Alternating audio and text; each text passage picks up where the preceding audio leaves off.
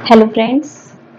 मेरे पास बहुत सारे हेयर फॉल के पेशेंट्स आते हैं। जब ये पेशेंट्स आते हैं तो ये मुझसे बहुत सारे तरीके के सवाल करते हैं। तो जब बहुत सारे पेशेंट्स आते हैं और वो बार बार क्वेश्चन करते हैं तो उनके जो क्वेश्चंस होते हैं वो कुछ कॉमन क्वेश्चंस होते हैं।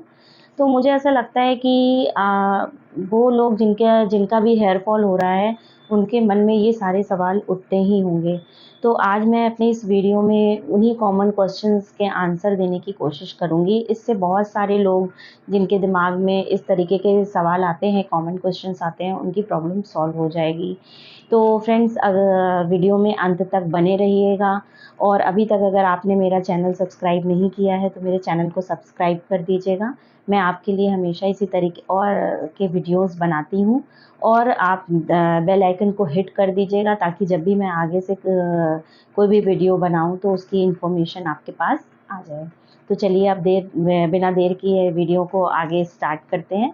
तो सबसे पहले बात करते हैं सबसे पहले क्वेश्चन की तरफ कि ये हेयर फॉल को हम कैसे रोक सकते हैं।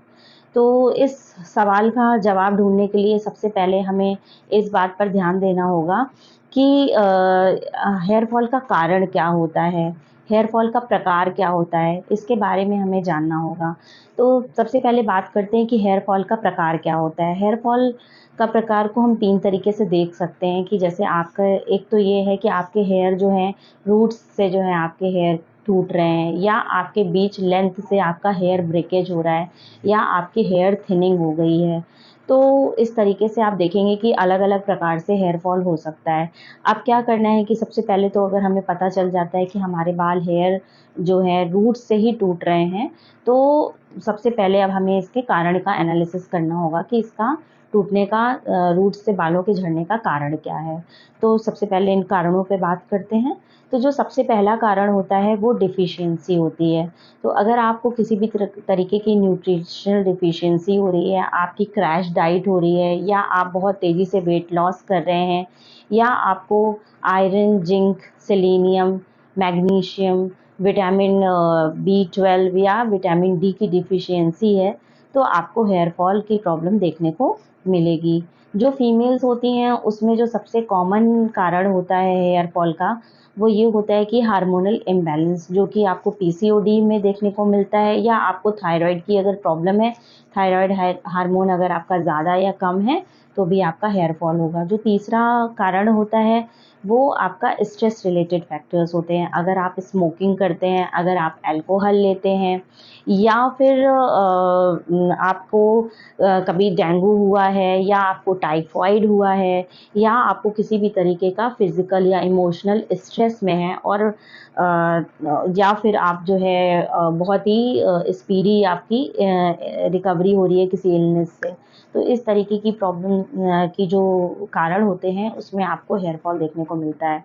तो इस तरीके के तेज़ी से जो हेयर फॉल होता है इसको टेलोजन एफ्लूवियम कहते हैं। यूजुअली इन सारे कारणों की जो डिफिशियंसीज़ की वजह से जो हेयर फॉल होते हैं ये, और स्ट्रेस की वजह से जो हेयर फॉल होते हैं ये 3-4 मंथ में अपने आप सेल्फ करेक्ट हो जाते हैं। लेकिन अगर आपका हेयर फॉल 6 मंथ से ज़्यादा हो रहा है तो आपको इसको थोड़ा सीरियसली लेने की ज़रूरत होती है और क्या प्रॉब्लम है इसकी एनालिसिस करने की ज़रूरत होती है। तो जो 6 मंथ से ज़्यादा जो हेयर फॉल होता है इसको क्रॉनिक टेलोजन एफ्लूवियम कहते हैं, और इसका जो मेन कारण होता है वो या तो हार्मोनल होता है या तो फिर डिफिशियंसी होती है।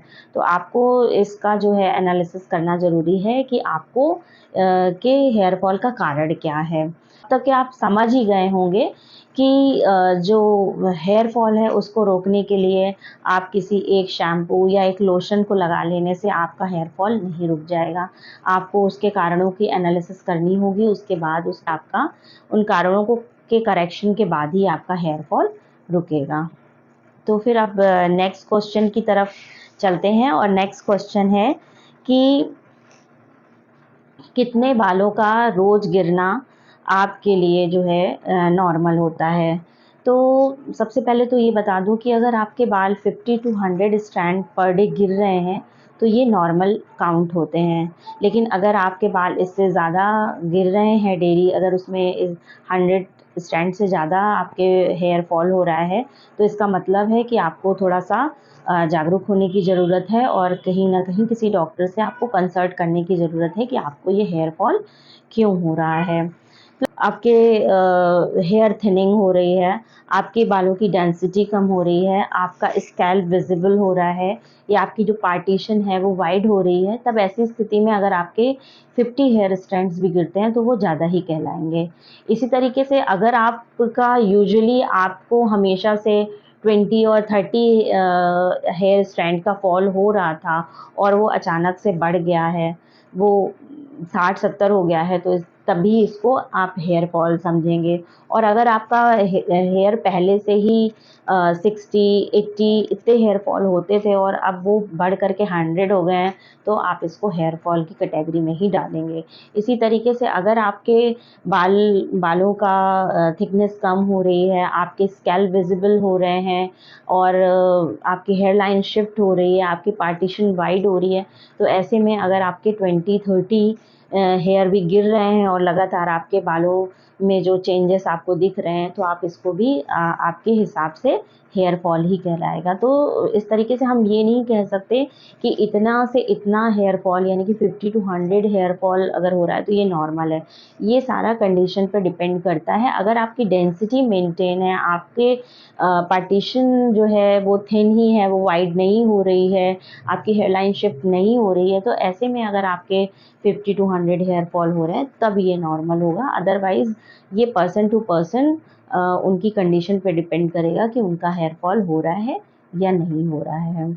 अब अगले क्वेश्चन की तरफ चलते हैं। अगला क्वेश्चन है क्या ऑयल जो हैं आपके हेयर फॉल को कंट्रोल करते हैं या नहीं?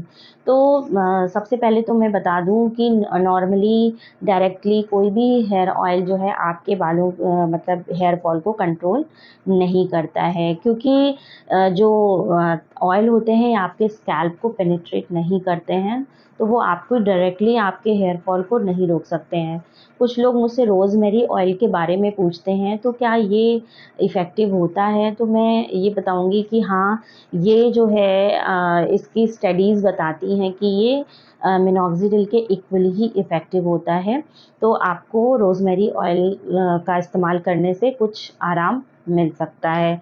और रोज़मेरी ऑयल के बारे में थोड़ा-सा बता देती हूँ यहीं पे कि जो रोज़मेरी ऑयल होता है ये एक तरीके का एसेंशियल ऑयल होता है और जो एसेंशियल ऑयल होते हैं ये बहुत ही स्ट्रॉन्ग होते हैं, तो इनको आप डायरेक्टली स्कैल्प पे या हेयर पे उसका जो कंसंट्रेटेड फॉर्म होता है वो आप यूज़ नहीं कर सकते हैं। तो इसको जो रोज़मेरी ऑयल होता है इसको हमेशा जो है आप कोकोनट ऑयल में 1:10 के रेशियो में एटलीस्ट, जैसे कि 1 ड्रॉप अगर आपने रोज़मेरी ऑयल की ली तो आपको 10 ड्रॉप जो है कोकोनट ऑयल की लेकर के यूज़ करना होगा, तभी आप इसको लगा सकते हैं। बाकी ऑयल जो है, किसी भी प्रकार का ऑयल जो है डायरेक्टली आपके हेयर फॉल में मदद नहीं करता है।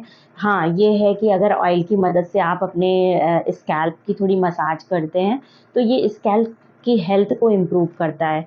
तो इस वजह से आपको ये इनडायरेक्टली थोड़ा-सा राहत दे सकता है हेयर फॉल में। बट इसके अगर जो लोग बहुत ज़्यादा ऑयल यूज़ करते हैं तो उसके कुछ साइड इफ़ेक्ट्स भी उनको देखने को मिल जाते हैं। जैसे कि अगर आप बहुत ज़्यादा ऑयल कर रहे हैं तो आपको ऑयली डैंड्रफ डेवलप हो सकते हैं। दूसरा ये है कि अगर वो जो ऑयल होता है वो आपके बालों पे कोटिंग बना लेगा, स्कैल्प में जो है स्कैल्प के ऊपर रह जाएगा और फिर वो आपके फेस पर आता है, तो आपको एक्ने की प्रॉब्लम हो सकती है। या आप अगर ओवरनाइट ऑयल लगा करके पिलोज़ पे लेटते हैं तो पिलो पे जो है ऑयल की कोटिंग बन जाती है, जो कि आपके एक्ने की कंडीशन को वर्स कर सकते हैं। तो इस तरीके से ओवरनाइट ऑयलिंग नहीं करनी है आपको। जस्ट आपको ऑयल जो भी यूज़ करना है उससे आपको अपने स्कैल्प की मसाज करनी है, जिससे आपकी स्कैल्प की हेल्थ इम्प्रूव हो सके।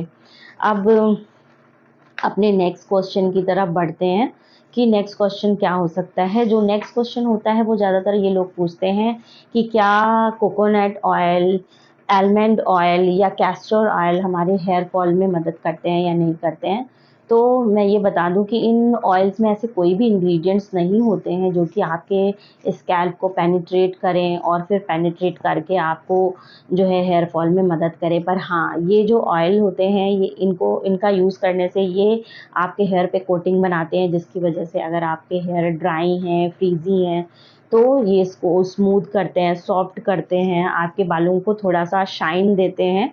तो इस तरीके से ये आपकी बालों की अपीयरेंस को थोड़ा-सा इम्प्रूव करते हैं। बाकी अगर ऐसा सोचा जाए कि ये आपके हेयर फॉल में मदद करते हैं, तो ऐसा नहीं है। अब नेक्स्ट क्वेश्चन की तरफ चलते हैं। तो नेक्स्ट क्वेश्चन ये है कि बेस्ट शैम्पू कौन-सा होता है जो कि हमारे हेयर फॉल में मदद करे? तो बेस्ट शैम्पू कोई भी शैम्पू आपके हेयर फॉल को रोकने में मदद नहीं करता है। शैम्पू का जो इंग्रेडिएंट होते हैं, सर्फेक्टेंट होते हैं, ये आपके स्कैल्प को क्लीन करते हैं, और जो उसमें कंडीशनिंग एजेंट्स होते हैं, ये आपके बालों को मॉइस्चराइज़ करते हैं और सॉफ्ट करते हैं। बट उसमें कोई भी ऐसे इंग्रेडिएंट नहीं होते हैं जो कि आपके स्कैल्प को पेनिट्रेट करें और आपके हेयर फॉल को रोकें, क्योंकि जो शैम्पू हम लोग अपने हेयर वॉश के लिए यूज़ करते हैं, उनका कॉन्टैक्ट स्कैल्प में बहुत ज़्यादा देर के लिए नहीं होता है कि वो उसको पेनिट्रेट भी कर पाएँ। मगर हाँ, बट जो हेयर फॉल रोकने वाले शैम्पू होते हैं वो इनडायरेक्टली आपके हेयर फॉल में मदद करते हैं, क्योंकि ये स्कैल्प की क्लींजिंग कर देते हैं। हाँ, लेकिन अगर आपको डैंड्रफ है, आपके बालों में सीवियर डैंड्रफ है, तो एंटी हेयर फॉल शैम्पू जो है आपके हेयर फॉल डैंड्रफ को ख़त्म करके आपके हेयर फॉल को रोकने में आपकी मदद करते हैं। तो नेक्स्ट क्वेश्चन की तरफ चलते हैं, जो कॉमनली लोग पूछते हैं कि जब अगर हेयर फॉल हो रहा है तो हमें किस तरीके का शैम्पू यूज़ करना चाहिए? तो अगर आपका स्कैल्प जो नॉर्मली, तो आपको माइल्ड शैम्पू का इस्तेमाल करना चाहिए, सबसे पहली बात। दूसरी बात ये है कि अगर आपका स्कैल्प ऑयली है तो आपको सल्फेट शैम्पू यूज़ करने चाहिए, क्योंकि जो सल्फेट शैम्पू होते हैं वो थोड़े हार्श होते हैं और वो आपके स्कैल्प को क्लीन करने में मदद करते हैं। अगर आप ऑयली स्कैल्प में माइल्ड शैम्पू का इस्तेमाल करेंगे तो ये आपके स्कैल्प को क्लीन नहीं कर पाएगा प्रॉपरली। तो आपको सल्फेट शैम्पू ऑयली स्कैल्प के लिए यूज़ करने होते हैं। और अगर आपका स्कैल्प ड्राई है तो आपको mild shampoo, SLS free shampoo use करने होते हैं। एसएलएस फ्री शैम्पू जो होते हैं ये माइल्ड होते हैं और ड्राई स्कैल्प को ईज़िली क्लीन कर देते हैं। और जो आप ड्राई हेयर्स के लिए आपको ये भी देखना होगा कि आपका जो शैम्पू है वो मॉइस्चराइजिंग हो, ताकि आपके बालों को थोड़ा-सा मॉइस्चराइज़ भी करे। इसके अलावा जब अगर आपके बाल जो हैं हेयर कलर्ड बाल हैं, अगर आपने अपने बालों में कलर करा रखा है, तब भी आप कलर की वजह से जो बाल होते हैं वो थोड़े ड्राई और फ्रीज़ी हो जाते हैं। तो ऐसे बालों के लिए भी आपको एसएलएस फ्री शैम्पू का यूज़ करना होता है। साथ में ये देखना होता है कि जो शैम्पू हम यूज़ कर रहे हैं क्या उसमें सिलिकॉन है या नहीं। तो जो सिलिकॉन होता है ये बालों पर एक कोटिंग बना लेता है, जिसकी वजह से आपके जो हेयर ब्रेकेज और फ्रीजीनेस होती है उसमें थोड़ा-सा आपको आराम मिलता है। तो आपके हेयर ब्रेकेज को ये रिड्यूस करने में मदद करता है। अब जो नेक्स्ट क्वेश्चन है उसकी तरफ बढ़ते हैं। तो नेक्स्ट क्वेश्चन है, क्या डैंड्रफ की वजह से आपको हेयर फॉल होता है? क्या डैंड्रफ हेयर फॉल करते हैं? हाँ। तो अगर आपके बालों में माइल्ड डैंड्रफ है तो ये आपके हेयर फॉल का कारण नहीं होते हैं। अगर आपको माइल्ड डैंड्रफ है और आपका स्कैल्प ड्राई है, तो ड्राई स्कैल्प में माइल्ड डैंड्रफ होना यूजुअल सी बात है। ये कोई मतलब वैसी बात नहीं है कि ये कोई डिजीज़ है। तो अगर आपका स्कैल्प ड्राई है, तो जैसे ड्राई स्किन ड्राई होती है, फ्लेकी होती है, उसी तरीके से स्कैल्प अगर ड्राई होता है तो उसमें हल्के से फ्लेक्स देखने को मिल जाते हैं। तो ये नॉर्मल चीज़ है जो कि नॉर्मल शैम्पू से ही वॉश करने पर ठीक हो जाती है। तो अगर आपको माइल्ड डैंड्रफ है तो उसकी वजह से आपका हेयर फॉल नहीं होगा। लेकिन अगर आपको बहुत ही ज़्यादा सीवियर हेयर फॉल है, इचिंग है, इरिटेशन है, स्कैल्प में बर्निंग है, इवन आपको जो डैंड्रफ है आपकी आईब्रोज़ पे आ रहा है, आपके आईलैशेज़ पे आ रहा है, उसकी वजह से आपको बैक एक्ने हो रहे हैं, आपको चेस्ट पर एक्ने हो रहे हैं, तो इस तरीके की कंडीशन में जो है डैंड्रफ आपके जो है हेयर फॉल का कारण होता है।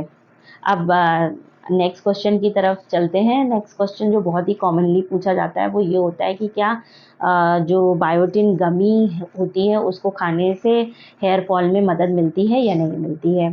तो ये बहुत ही ज़्यादा पूछा जाने वाला सवाल है, क्योंकि आजकल हेयर गमीज़ की, बायोटिन गमीज़ की जो है बहुत ही ज़्यादा प्रचार में है। तो लोग उसको लेकर के खा रहे हैं, तो वो इस सवाल को भी बहुत ज़्यादा पूछते हैं कि क्या ये गमी खाने से मेरे हेयर फॉल रुक जाएंगे कि नहीं रुकेंगे। तो सबसे पहली बात तो ये बता दूं कि अगर आपको बायोटिन की डिफ़िशियंसी है, तब आप इन गमीज़ को खा रहे हैं, तो आपको उसमें जो है आपको आराम मिलेगा। लेकिन यूजुअली क्या होता है कि बायोटिन की डिफ़िशियंसीज़ बहुत कम देखने को मिलती है। बायोटिन की डिफ़िशियंसी जल्दी से नहीं होती है। बायोटिन की डिफ़िशियंसी उन्हीं लोगों में होती है जो कि बहुत ज़्यादा रॉ एग खाते हैं, या जिनको मॉल एब्ज़ॉर्प्शन सिंड्रोम है, या किसी की गैस्ट्रिक बाईपास सर्जरी हुई हो, उन लोगों में ही जो है आपको बायोटिन की जो है डिफ़िशियंसी देखने को मिलती है।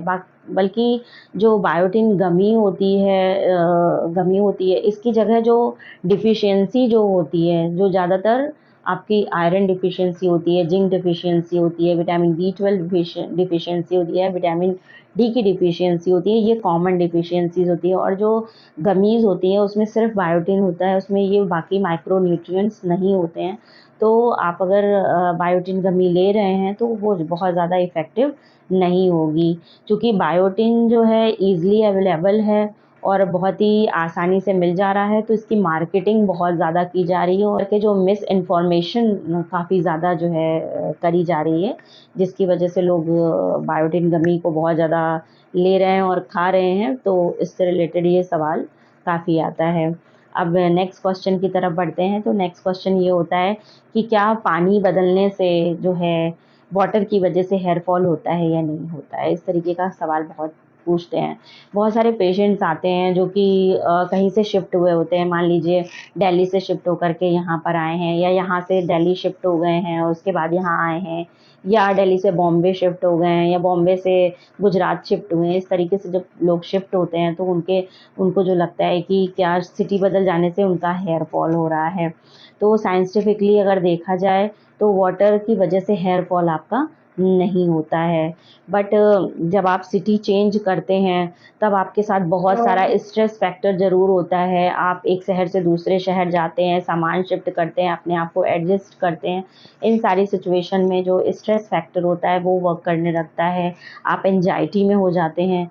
इन सब वजहों से आपको हेयर फॉल हो सकता है, बट वाटर की वजह से स्पेशली नहीं होता है। बट हाँ, अगर आपका वाटर में थोड़ा बहुत पॉल्यूशन वगैरह है तो हो सकता है कि ये बालों को आपके इफ़ेक्ट करें।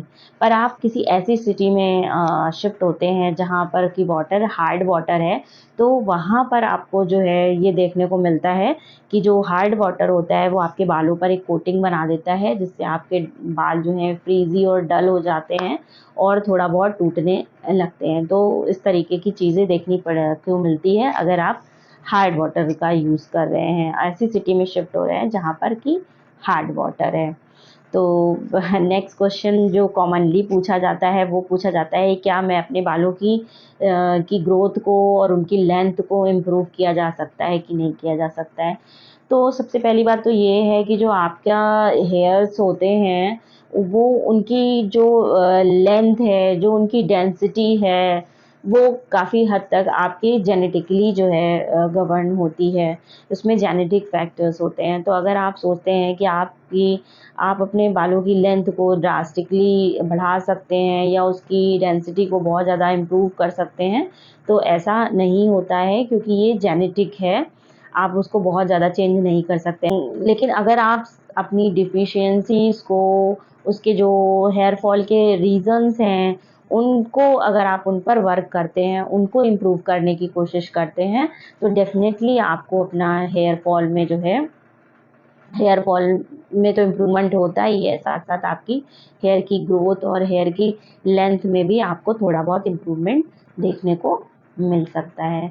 तो फ्रेंड्स, अगर आपको मेरी ये वीडियो इन्फॉर्मेटिव लगी हो तो आप मेरे चैनल को सब्सक्राइब कर दीजिएगा, वीडियो को लाइक कर दीजिएगा और वीडियो को शेयर कर दीजिएगा। Thank you.